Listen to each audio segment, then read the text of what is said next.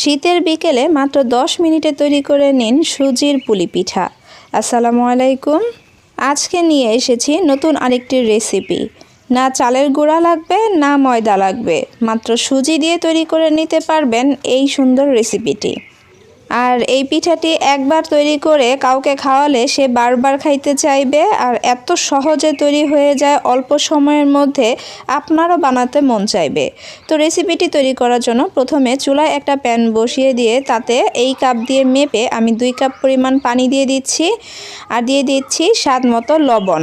এরই সাথে দিয়ে দিচ্ছি সামান্য পরিমাণ তেল, এই 1 চামচের মতো হবে। দিয়ে এগুলোকে ভালোভাবে মিশিয়ে দিতে হবে। আর পানিটাকে বলক আসা পর্যন্ত অপেক্ষা করতে হবে। মিডিয়াম আঁচে যখন জাল করে পানিটার মধ্যে বলক চলে আসবে, তার মধ্যেই অ্যাড করে দিতে হবে সুজি। যেই কাপ দিয়ে মেপে আমি পানি দিয়েছিলাম সেই কাপ দিয়ে মেপে কিন্তু আমি সুজিটা দিয়েছি। আর 2 কাপ পানির জন্য 2 কাপ সুজি দিয়েছি। তবে সুজির তারতম্যের ভেদে আপনাকে পানিটা অ্যাড করে দিতে হবে। যদি সুজিতে আরও কিছুটা পানি লাগে সেক্ষেত্রে কিন্তু আপনাকে পানিটা একটু বেশি দিতে হবে।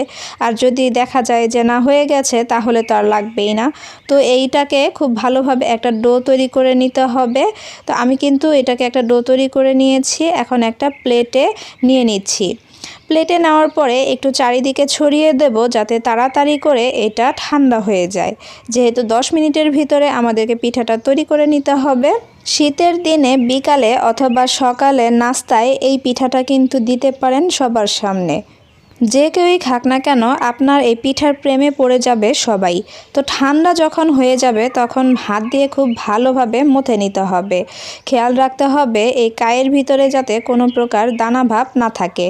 তো এটাকে আমি প্রায় 2 মিনিটের মতো কিন্তু মথে নিয়েছি। আর 2 মিনিট পরেই এরকম হয়েছে। তো এখন আমি এটাকে একটু লম্বা করে নিচ্ছি যাতে এর থেকে লিচি কেটে নিতে পারি। আর লিচি কেটে নিলে যা হবে, এই পিঠাটা তৈরি করতে খুব তাড়াতাড়ি হবে। তো আমি লিচি কেটে কিন্তু এরকম গোল করে নিচ্ছি যাতে খুব সহজেই পিঠাটা তৈরি হয়ে যায়। আর এভাবে করেই আমি বাকি সব লিচি কিন্তু করে নিয়েছি। এখন চুলায় একটা প্যান বসিয়ে দিয়ে তাতে দিয়ে দিচ্ছি ওই কাপ দিয়েই 2 কাপ নারকেল কুড়া। এখানে নারকেল কুড়াটা পুর তৈরি করার জন্য লাগছে, তো চাইলে বেশি করে বানিয়ে নিতে পারেন। সাথেই দিয়ে দিচ্ছি 1 কাপ পরিমাণ খেজুরের গুড়। আর এখানে আপনারা যেমন মিষ্টি খেতে পছন্দ করেন সে অনুযায়ী মিষ্টিটা অ্যাড করে দিবেন। খেজুরের গুড় না থাকলে চাইলে চিনি দিয়েও এটাকে তৈরি করে নিতে পারেন। তবে শীতের দিনে খেজুরের গুড় দিয়ে পিঠা তৈরি কিন্তু অনেক মজার হয়ে থাকে। আর দিয়ে দিয়েছি 3টি দারুচিনি, 3টি এলাচ, এলাচের মাথাটাকে ফাটিয়ে দিয়েছি। আর একটা তেজপাতা মাঝখান থেকে চিড়ে দিয়েছি। এটা দেওয়ার কারণে এই পুরের মধ্যে যে একটা সুন্দর ফ্লেভার আসবে, খাওয়ার স্বাদ বাড়িয়ে দেবে দ্বিগুণ।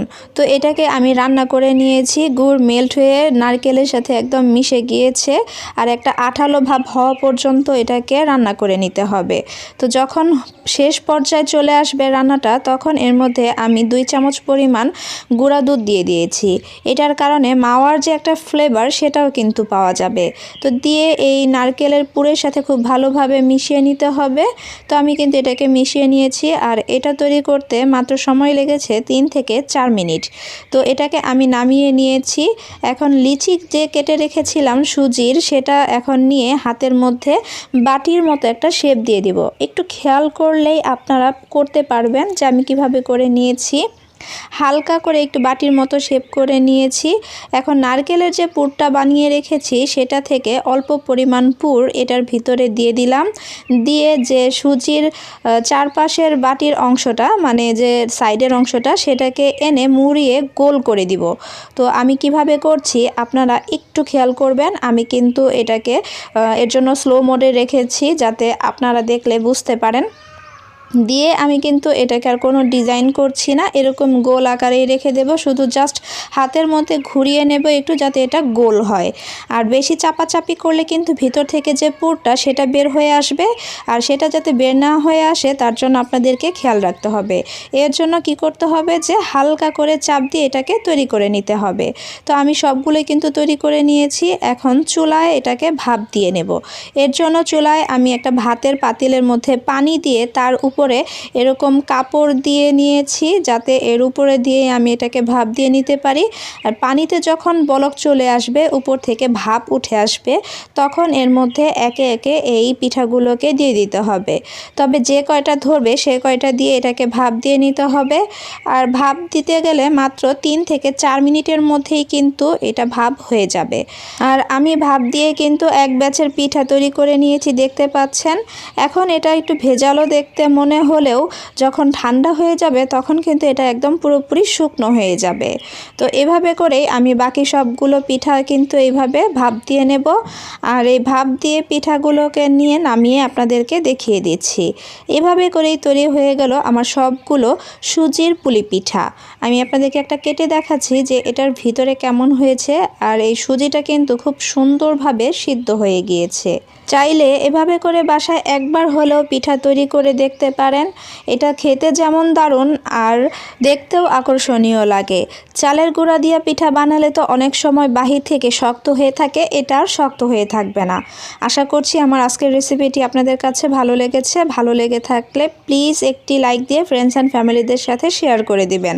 আর আমার চ্যানেলে নতুন হলে চ্যানেলটি সাবস্ক্রাইব করে পাশে থাকবেন। আল্লাহ হাফেজ।